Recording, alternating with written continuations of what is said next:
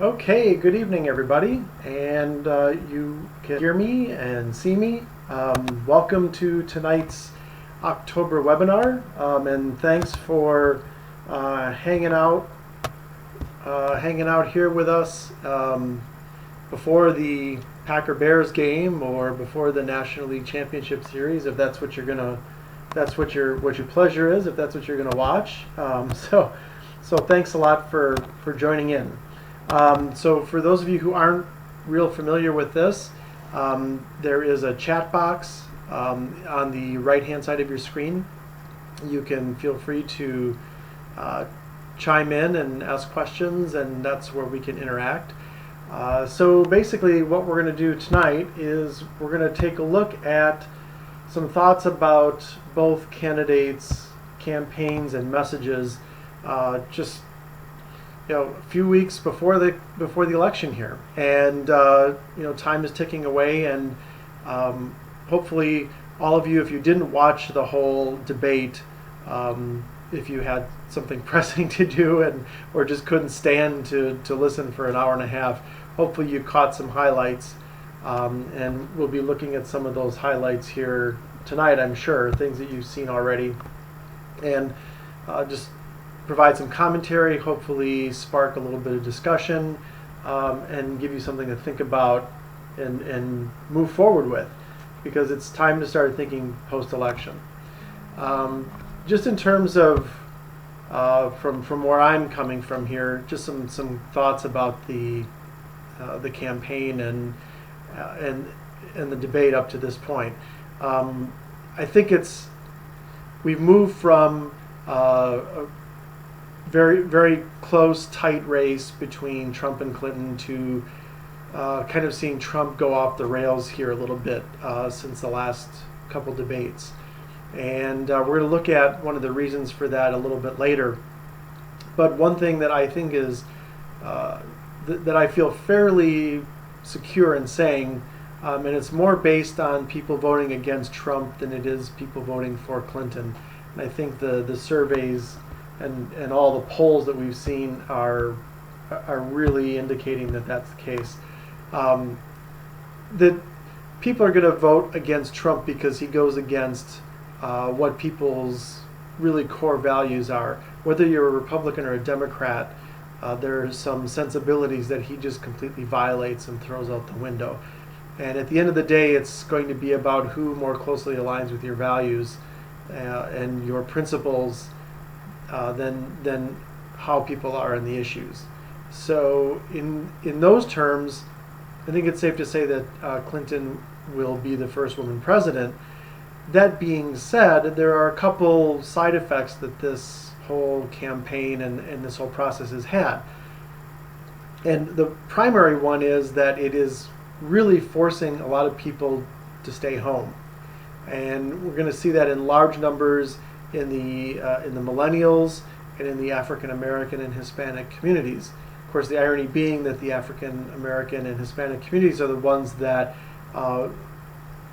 basically put Clinton over the top in the primary, especially in the southern states. They are not terribly excited about voting for her in the general election. So that means that people are going to stay home. And while Clinton can certainly win with some numbers of those people staying home, that's going to have a huge effect on down ballot races. And wherever you are, whether it's in Wisconsin or other states, it's going to have an effect on down ballot races for state legislatures, U.S. Senate, House of Representatives, for those seats that are up, and for other races at the local level. Because at the end of the day, one of the things you need to ask yourself is, how is what Hillary Clinton on the Democratic side or Donald Trump on the Republican side, how is what they're doing helping local candidates? And that's a question that I think we're going to kind of look at the end of the night here. So let's move along here. I pulled some interesting quotes from some of the pundits, kind of from all over the spectrum. And my favorite quote is the first one, and it's from Stephen Thrasher, who writes for The Guardian. He's been following the campaign on the trail for the entire run here. And this is brilliant. The night was devoid of poetry and ended as depressingly as the entire campaign has been conducted. And I think that's a brilliant observation in terms of something that I and a lot of other people have been observing, is this idea of where is the positive message, where is the hopeful vision for the future. 8 years ago, we were talking about hope and change with Barack Obama, and here with Clinton and Trump, we're talking about fear and loathing. Of course, the irony being that the debate was in Las Vegas last night, but a great observation. The Washington Post editorial board had an interesting observation that all these gaps in the policy discussion, all of these kind of back and forth, almost to the point of he said, she said, in a normal campaign they would have been probed and tested, and in the face of an opponent, i.e. Donald Trump, who is basically violating a lot of tenets of standard rules of American democracy, i.e.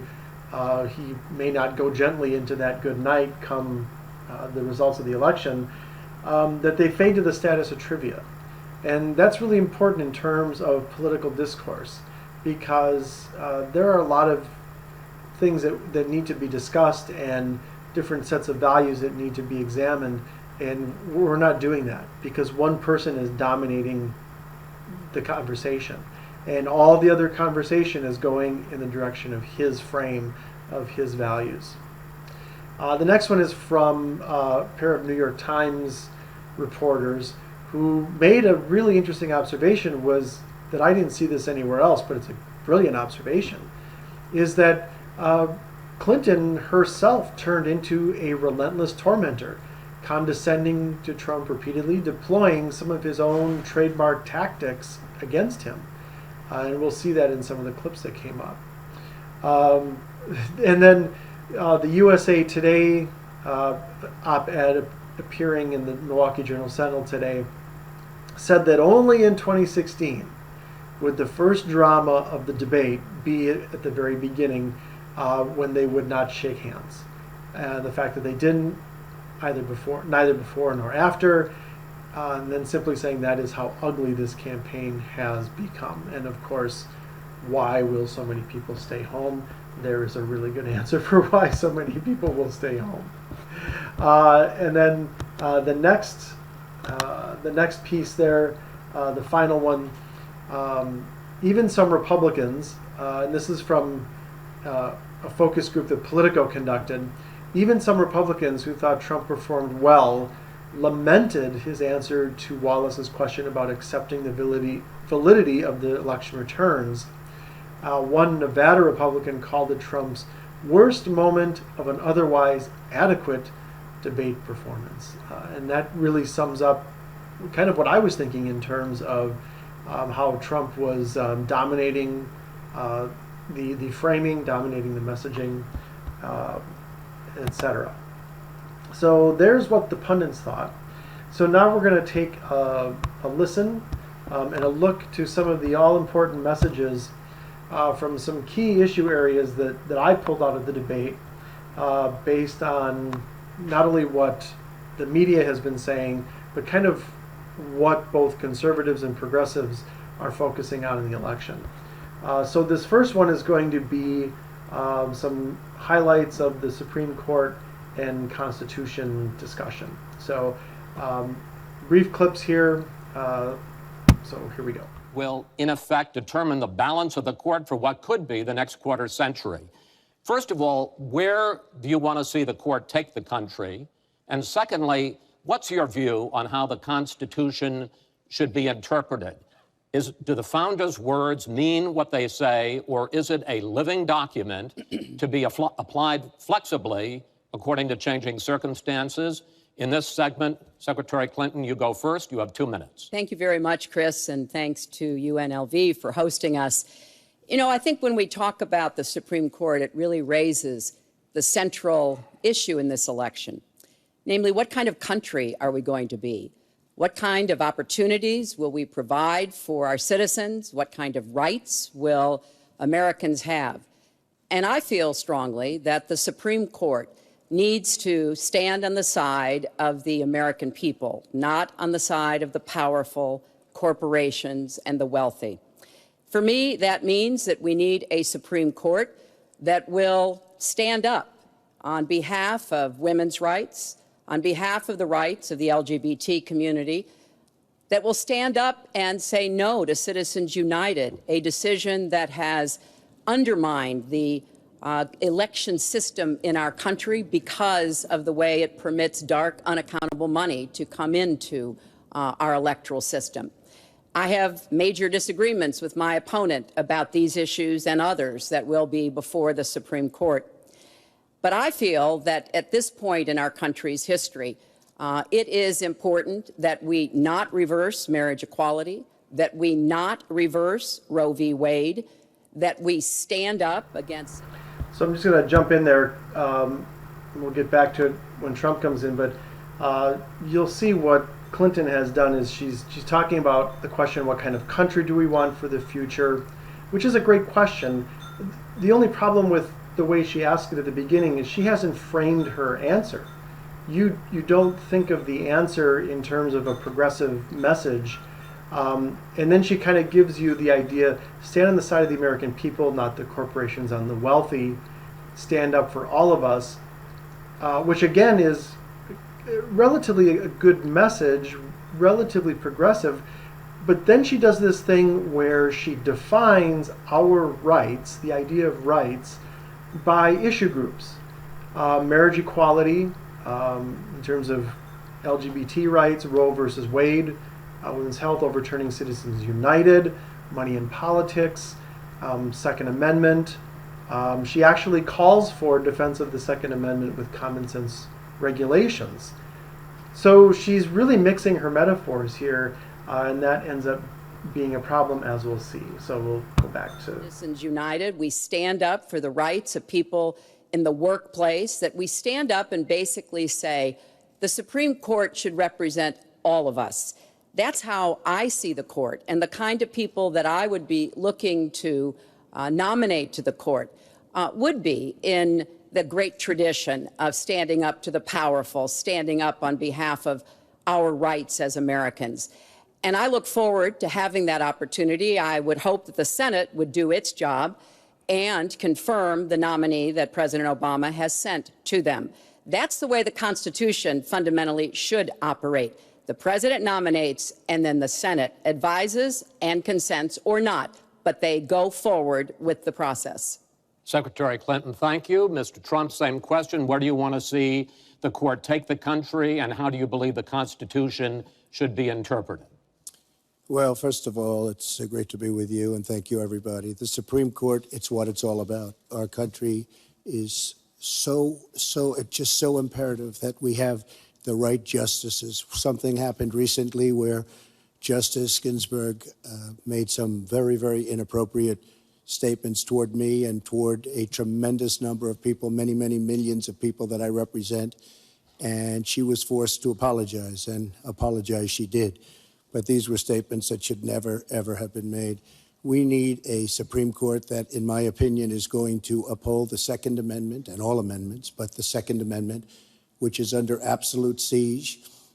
I believe if my opponent should win this race, which I truly don't think will happen, we will have a Second Amendment which will be a very, very small replica of what it is right now.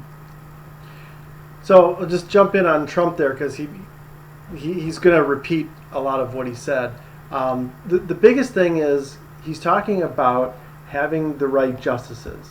And then he references Ruth Bader Ginsburg's remarks, which he says that she apologized for, saying, framing that as being undisciplined, inappropriate behavior for a justice. Then he starts painting this picture of the Second Amendment being under absolute siege, how it's being traumatized. And then this idea that Clinton was very, very angry, right, kind of unhinged angry about the Heller SCOTUS decision, which the Supreme Court said that Washington, D.C. law was unconstitutional in that it violated people's Second Amendment rights to lawfully own guns. And, you know, he's talking about nominating pro-life Second Amendment justices, and he's talking about a strict interpretation of the Constitution the way it was meant to be. That is all extremely strong in terms of conservative messaging, conservative worldview, because the conservative worldview is all about personal liberty, self-discipline, authoritarianism, and the idea of people that own a gun being safe, being disciplined, being able to protect themselves, be self-reliant. And then, of course, the whole pro-life thing is, even the metaphor pro-life is soundly conservative. So, and then Hillary comes back and she calls for defense of the Second Amendment with common sense regulations. Well, that feeds right into the whole conservative idea of the Second Amendment, and further saying this idea of government regulation is bad. For conservatives, there is no such thing as a common sense regulation, right? So in terms of mixing metaphors, she's actually trying to say something progressive by saying common sense regulations. But by doing so, she's evoking the conservative idea of common sense, saying that there's no such thing as good government regulation. So, while you can look at her on the facts and say she had all the facts right, she looked presidential, in terms of communicating a progressive vision, a positive vision, not really so much mission accomplished there. So the next segment that I want to is to go expand further on this idea of abortion and Roe v. Wade, because something really, really interesting happened here. Trump is going to go first, and then Clinton will follow, and hopefully you'll catch what happens here. The issue of abortion. Right. Mr. Trump, you're pro-life, but I want to ask you specifically, do you want the court, including the justices that you will name, to overturn Roe v. Wade, which includes, in fact, states a woman's right to abortion? Well, if that would happen, because I am pro-life and I will be appointing pro-life judges, I would think that that will go back to the individual states. But I'm asking you specifically, would you If like they to... overturned it, it'll go back to the states. But what I'm asking you, sir, is do you want to see the court overturn? You just said you want to see the court protect the Second Amendment. Do you want to see the court overturn Roe Well, v. Wade? if we put another 2 or perhaps 3 justices on, that's really what's going to be, that will happen. And that'll happen automatically, in my opinion, because I am putting pro-life justices on the court. I will say this, it will go back to the states, and the states will then make a determination. Secretary Clinton. Well, I strongly support Roe v. Wade, which guarantees a constitutional right to a woman to make the most intimate, most difficult in many cases, decisions about her health care that one can imagine. And in this case, it's not only about Roe v. Wade. It is about what's happening right now in America. So many states are putting very stringent regulations on women that block them from exercising that choice, to the extent that they are defunding Planned Parenthood, which, of course, provides all kinds of cancer screenings and other benefits for women in our country. Donald has said he's in favor of defunding Planned Parenthood. He even supported shutting the government down to defund Planned Parenthood. I will defend Planned Parenthood. I will defend Roe v. Wade, and I will defend women's rights to make their own health care decisions. Secretary, and we have come too far to have that turned back now. And indeed, he said women should be punished, that there should be some form of punishment for women who obtain abortions. And I could just not be more opposed to that kind of thinking. I'm going to give you a chance to respond, but I want to ask you, Secretary Clinton, I want to explore how far you believe the right to abortion goes. You have been quoted as saying that the fetus has no constitutional rights. You also voted against a ban on late-term partial birth abortions. Why? Because Roe v. Wade very clearly sets out that there can be regulations on abortion so long as the life and the health of the mother are taken into account. And when I voted as a senator, I did not think that that was the case. The kinds of cases that fall at the end of pregnancy are often the most heartbreaking, painful decisions for families to make. I have met with women who, toward the end of their pregnancy, get the worst news one could get, that their health is in jeopardy if they continue to carry to term, or that something terrible has happened or just been discovered about the pregnancy. I do not think the United States government should be stepping in and making those most personal of decisions. So you can regulate if you are doing so with the life and the health of the mother taken into account. Mr. Trump, your reaction, and particularly on this issue of late-term partial birth. Okay, I'm going to jump in because that's the real nitty-gritty of the debate there. And so here you have Trump starts out with this idea of nominating, of course, pro-life justices, using that metaphor, to overturn Roe v. Wade, and then he hits on the really important states' rights argument, which is a moral position for conservatives, that it will automatically go back to the states. That is a very, very critical constitutional argument for conservatives. The idea of individual liberty, states' rights, they go hand in hand. And then he does this thing where he evokes really graphic imagery to describe late-term abortions. So he's kind of presenting this mental image of brutality towards an unborn child, which is really consistent with the whole pro-life metaphors surrounding abortion. So he's really set the stage for the metaphorical pro-life idea of abortion. So what Clinton does is, yes, she's really good on the facts. She's really good on the issue. Of course, she has worked to support women and children for much of her career. She says that over and over. But she doesn't get to the why. And in fact, when she addresses this in the debate, the first thing she does is she says that this is about a woman's right to make her own decision. Well, look, we're in the conservative frame because Trump has put us there. And in the conservative frame, women are considered, undisciplined.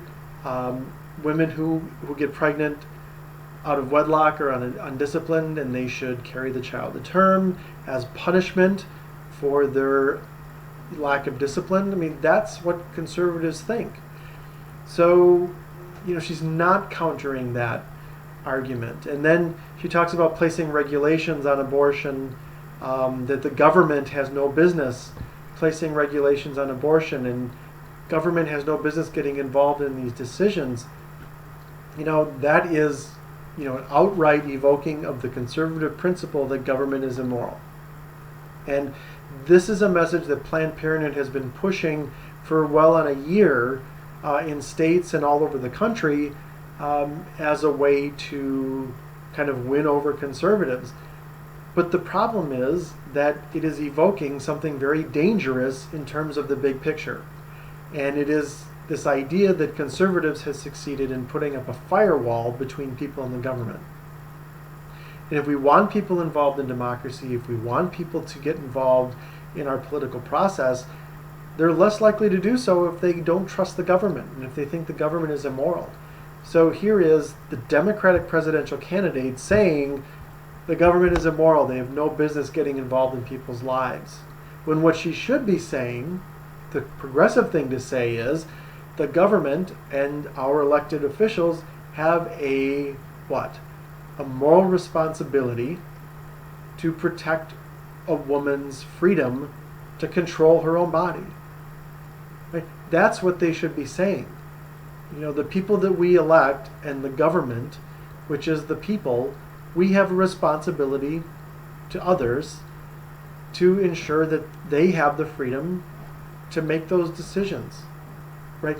That's what it's all about, and really, really misses the mark there. So this is an important issue to get it right on a positive progressive message, and it's very rarely done.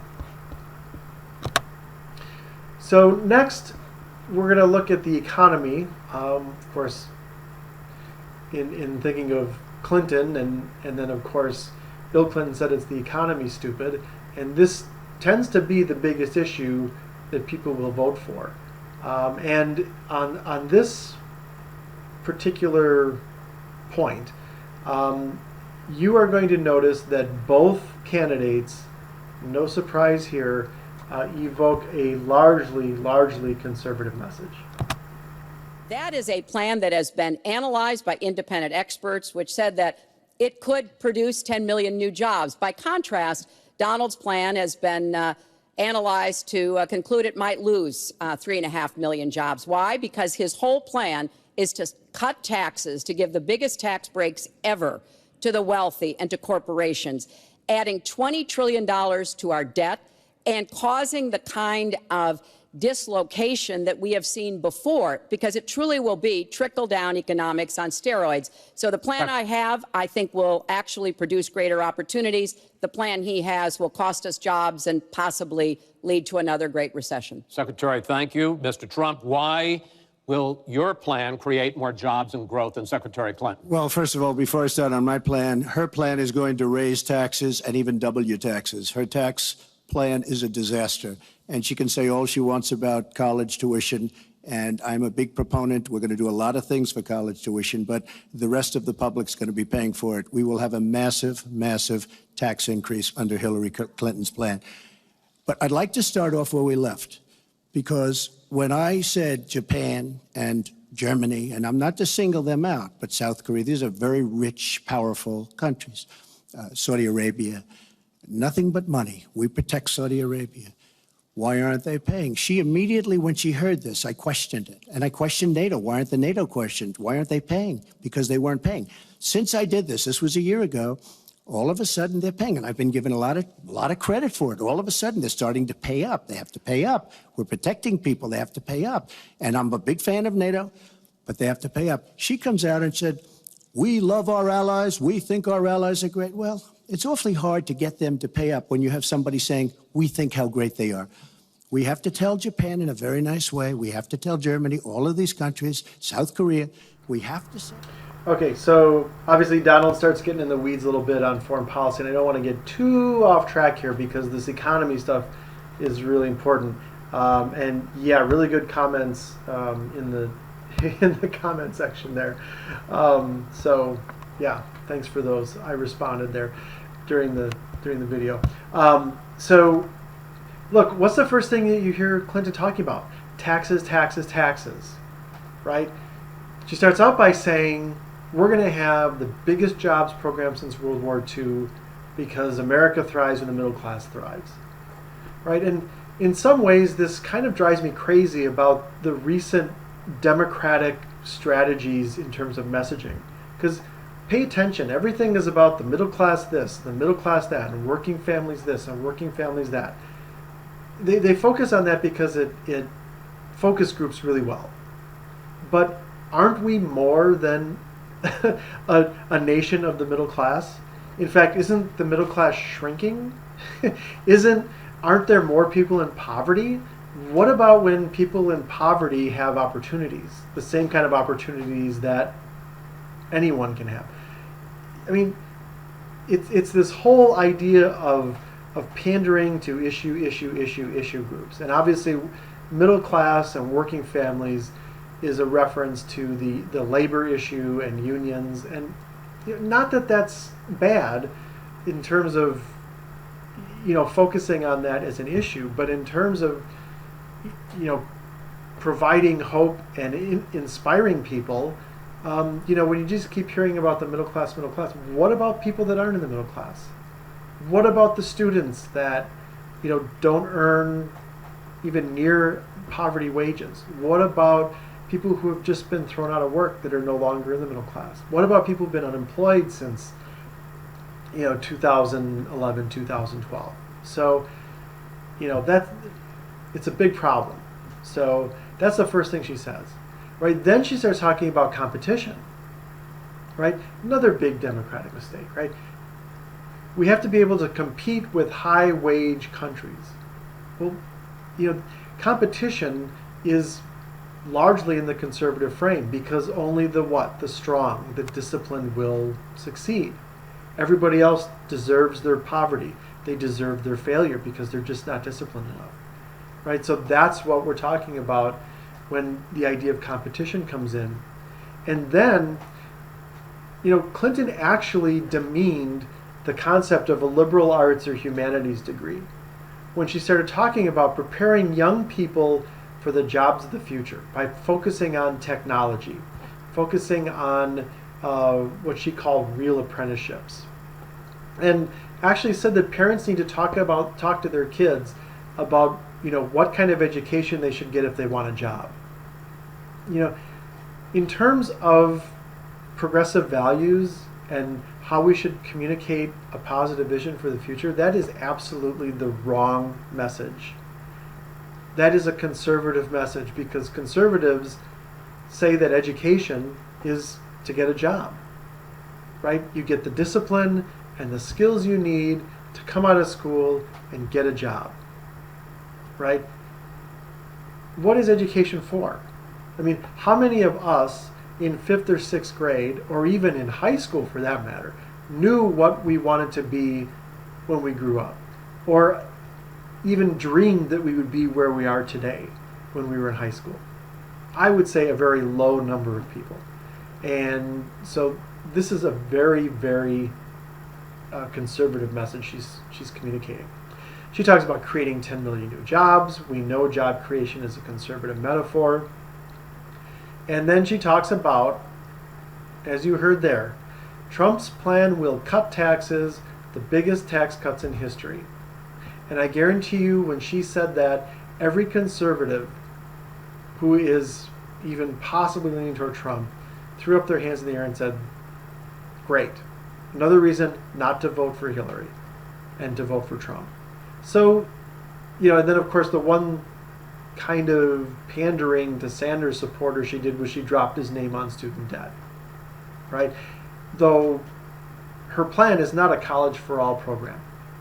It's a tax credit, and it's credits for people who make under, I think it's $175,000 a year or something like that. So it's not a college for all program. So, what did we see there? We saw solid conservative framing on the economy. And then it's Trump's turn. And in essence, all he had to do was say, you're going to get massive tax increases under Secretary Clinton. I'm going to get the train rolling again by cutting taxes, biggest tax cuts in history, job creation. And then he had two really interesting lines. The first one was, you talk, but you don't get anything done, Hillary. And then if we ran this government the way I ran my business, you would be so proud. Well, that goes back to, it reinforces this idea that she brought up during the abortion debate, which was this idea that government's immoral. Government can't get anything done. Government has no business doing anything in people's lives because it can't do anything right. So, she's been in government, she's been in public service, she's all talk, can't get anything done, and then I'm so successful, we need to run government the way I run my business. So, we had, a 20-minute discussion there, 15 plus at least, in very conservative terms on the economy, which for most people is a key aspect of who to vote for. Actually, I think I think it's 125. Now that you mention it, in terms of where her, yeah, it's 250. Oh, okay, so it's even higher than it's higher than I thought. Okay, right. So think of all the people who make under $250,000 a year will get no help in terms of student debt. When it should be, yes, absolutely, yeah. citizen leaders. That's what we should be talking about. We should be talking about leaders in our democracy.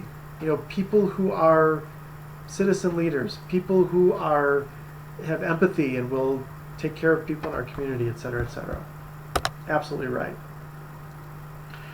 So finally, I want to get to the very brief closing statements here because for those of you who watched the debate, the closing statements were a surprise. They were not prepared to make closing statements. So this is where you kind of got the raw, uncut statements from each candidate. So here we go. This is the final time, probably to both of your delight, that you're going to be on the stage together in this campaign. I would like to end it on a positive note. You had not agreed to closing statements, but it seems to me in a funny way that might make it more interesting because you haven't prepared closing statements. So I'd like you each to take it. We're going to put a clock up, a minute, as the final question in the final debate to tell the American people why they should elect you to be the next president. This is another new mini segment. Secretary Clinton, it's your turn to go first. Well, I would like to say to everyone watching tonight that I'm reaching out to all Americans, Democrats, Republicans, and independents, because we need everybody to help make our country what it should be, to grow the economy, to make it fairer, to make it work for everyone. We need your talents, your skills, your commitment, your energy, your ambition. I've been privileged to see the presidency up close, and I know the awesome responsibility of protecting our country and the incredible opportunity of working to try to make life better for all of you. I have made the cause of children and families really my life's work. That's what my mission will be in the presidency. I will stand up for families against powerful interests, against corporations. I will do everything that I can to make sure that you have good jobs with rising incomes, that your kids have good educations from preschool through college. I hope you will give me a chance to serve as your president. Secretary Clinton, thank you. Mr. Trump? She's raising the money from the people she wants to control. It doesn't work that way. But when I started this campaign, I started it very strongly. It's called Make America Great Again. We're going to make America great. We have a depleted military. It has to be helped, has to be fixed. We have the greatest people on earth in our military. We don't take care of our veterans. We take care of illegal immigrants, people that come into the country illegally, better than we take care of our vets. That can't happen. Our policemen and women are disrespected. We need law and order, but we need justice too. Our inner cities are a disaster. You get shot walking to the store. They have no education. They have no jobs. I will do more for African Americans and Latinos than she can ever do in 10 lifetimes. All she's done is talk to the African Americans and to the Latinos. But they get the vote, and then they come back. They say, we'll see you in 4 years. We are going to make America strong again, and we are going to make America great again, and it has to start now. We cannot take 4 more years of Barack Obama, and that's what you get when you get her. Thank you both. So really, we just got the encapsulation of their campaigns in the closing statements. So a few things jumped out there. So with Clinton, we need everybody to grow the economy. I mean, again, here we are. We've just had, 15 to 20 minutes of conservative framing, the conservative worldview of economics and what the economy should work like, and what's best. And here she says we need everybody to grow the economy. I mean, don't we need everybody to care for each other, to build strong communities, to make sure everybody has the freedom to be the best they can be? I mean, these kind of siloed phrases, again, they focus group well, but they really don't communicate the why in terms of progressive values. And then there's this idea of I will stand up for families against powerful interests in corporations. Okay, that's fine as far as it goes, but when we talk about standing up for, again, that's a conservative value. And then she kind of finishes with this idea of, I want to make sure you have good jobs with rising incomes. He's defined it.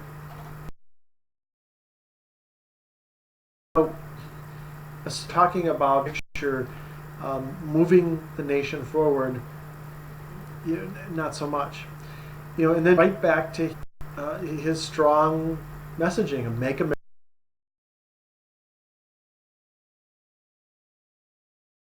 great again, with America's always just qualifying it differently in a different time. Then some. Yeah, that's a really good one. Grow a caring community in which an economy can thrive and grow. Exactly right. Yes. We take care of illegal immigrants better than our veterans, and police are disrespected. We need law and order. Right. So there's the authoritarian. He's evoked the authoritarian worldview, the hierarchical structure, and then she's all talk and no action. Again, in terms of African American and Hispanic voters, which to them is saying government has abandoned you, right? Elected officials don't care for you. The public doesn't care for you. You are on your own. So you need me to lead you so you can have discipline and be successful. That's what he's saying. And it's a very effective message, by the way. And then this idea of we can't afford 4 more years of Barack Obama, that's what you get with her, equating her with, as conservatives think, a very undisciplined, immoral president. So really strong closing statements there from Trump, and strong closing statement from Clinton, but kind of, again, mixing her metaphors and at the end of the day evoking conservative ideas and conservative values. So, is it any wonder that when you look at what we just listened to and consider what each candidate's why is Trump evoking conservative progressive values? Easy answer there. Clinton, is she evoking conservative progressive values and the image of a conservative progressive leader? I would argue that Clinton is evoking the idea of a conservative leader. Authoritarian, kind of hierarchical structure, talk about job creation, people being disciplined. I mean, kind of mixing metaphors, but at the end of the day, viewing her as a kind of an authoritarian figure. And, so why is that a problem? It's a problem because we have Trump saying things like this. His bombshell that's been everywhere in the news about whether or not he will accept the outcome of the election. Right? That's what Gail just wrote there would be, right, it's about all of us. Which, right, sounds familiar. Bernie Sanders' message. That's Bernie Sanders' message. Will Trump accept the result of the election? Clinton talking about peaceful transition. It's our history. This is a good thing that she said, was that, look, he's always saying something is rigged when it doesn't go his way, right? The kind of crybaby, right? And then Trump comes in, well, I'm not going to say, I'm going to keep you in suspense. Wow, right? He says things like that. If Clinton were out there with a really strong, positive, progressive message, it would give her such great opportunity to just hammer that home. As it is, this idea of Trump, not agreeing to a peaceful transition, it ends up backfiring. And the strength of people's ability to be empathetic and to have the unconscious progressive values in them, but just kind of dormant, is there's proof of it by the way this is backfiring, right? And here's why it's backfiring. It's because most people are biconceptual, right? I've talked about it before. Others are writing about it now. Lakoff wrote about it very early on. His behavior is so metaphorical. He is just this living metaphor for conservative values, right? So when he says things like that, it offends people's unconscious progressive values and actually activates this idea that people understand, which is that our prosperity depends on the public, right? We, the people, depend on our government of we, the people, to be prosperous.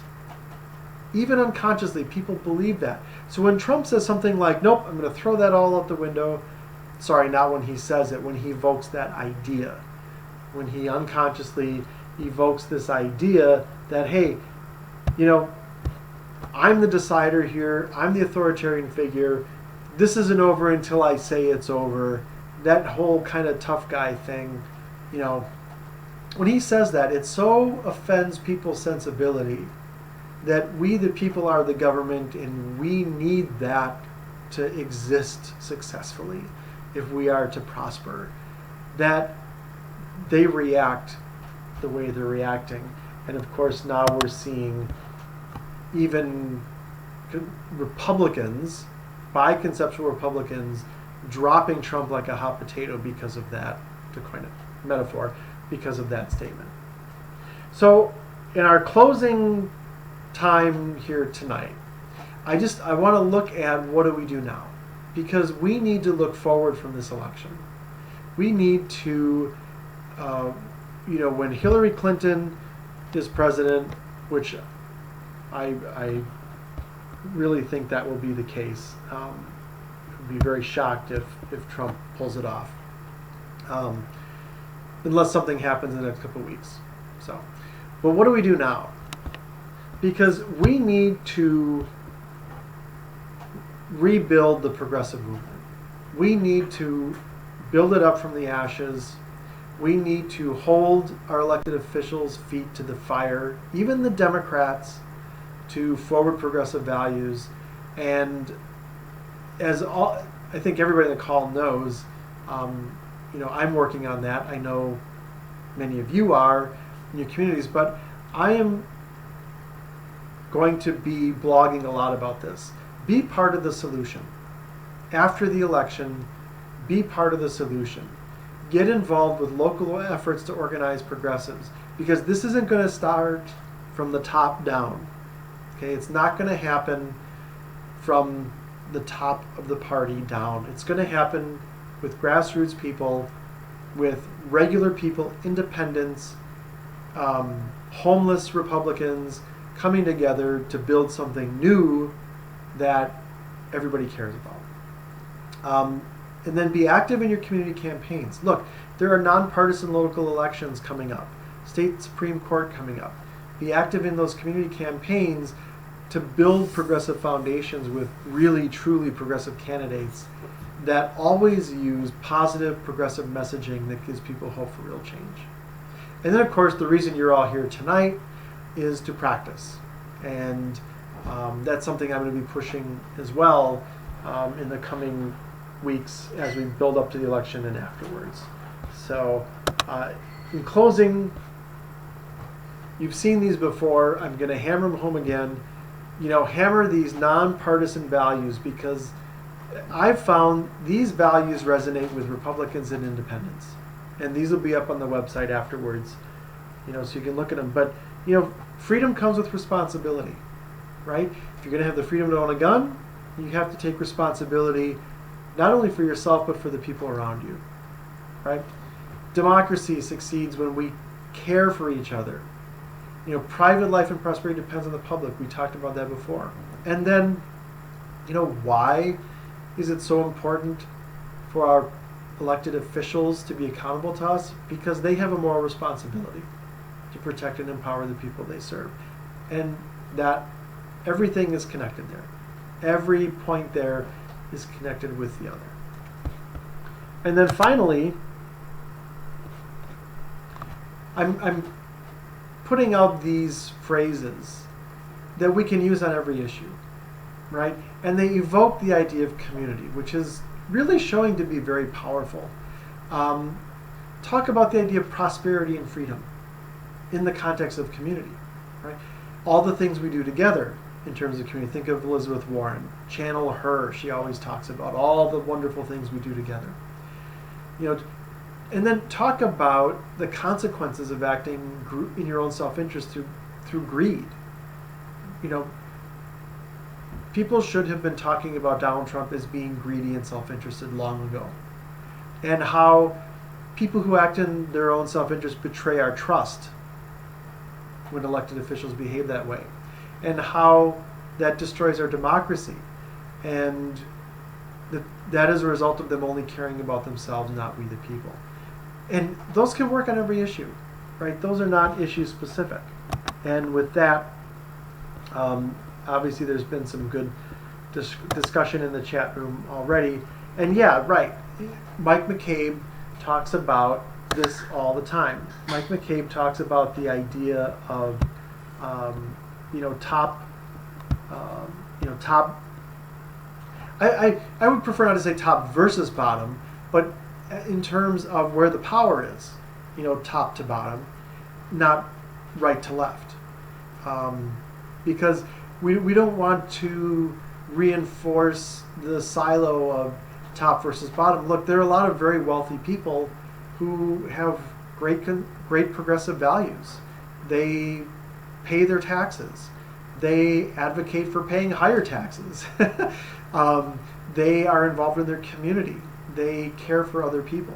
They don't just sit on a pile of wealth and keep it all to themselves.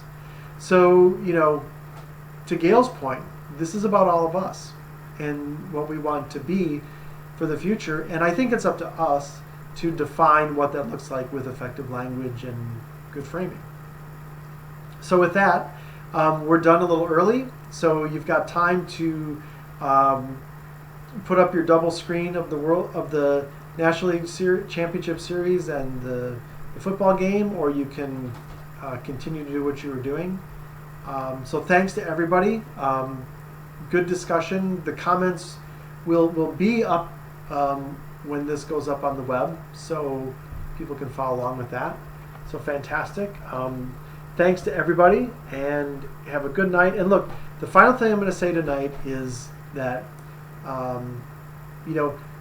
Hillary Clinton being elected is an historic moment, and it's something that will be similar to when Barack Obama got elected as the first African American president, and it's something that we should celebrate. And obviously, Hillary Clinton has a progressive streak in her. She believes in progressive values, and but we need to hold her feet to the fire, and this will start in our communities. It will start, I think it will start here in Wisconsin, and other states can follow along with what we're doing and build the movement from the ground up, because that's where we are at. So thanks to everybody. Have a great night, and we will see you very soon.